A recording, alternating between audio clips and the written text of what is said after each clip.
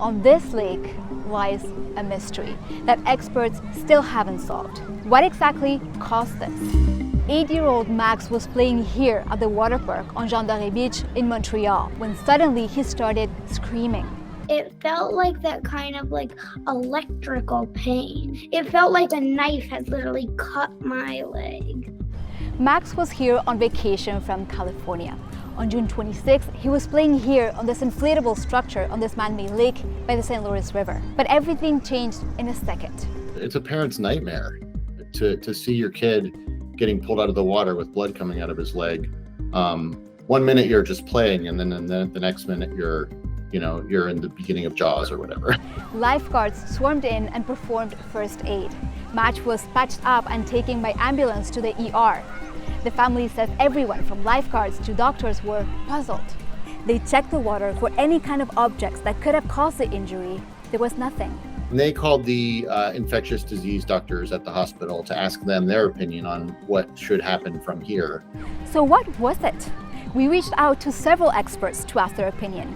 The marks on the child's lower body around his knee are very obvious to me, caused by an animal with large teeth, a predator.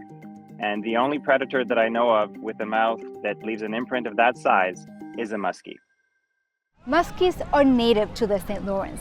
We caught this professional angler on the Ottawa River fishing for muskies. He says he's caught one around here before. Many years ago, we used to be allowed to fish there as anglers. Yeah, there are muskies in there. They've always been in there. This biological sciences professor says even though muskies don't usually live in lakes, the muskie bite theory makes the most sense. We can't always translate what we know about natural lakes to these artificial ecosystems. It's entirely possible that a fish that wouldn't normally live in this kind of habitat is present here just because it's being imported from an entirely different ecosystem, which in this case is the St. Lawrence. The water from the lake comes from the river, but there's a natural filtration system. So how could such a large animal get in there? Experts say it could have been caused by spring floods over the last few years. Park Jean-Drapeau says it's investigating the incident and that it's pursuing several theories as to what happened that day. Max is recovering at home in California. His family and the experts worry that there could still be a large predator in these waters. Even though we don't know if it's a muskie, Montreal anglers have offered to catch it and release it back into the wild.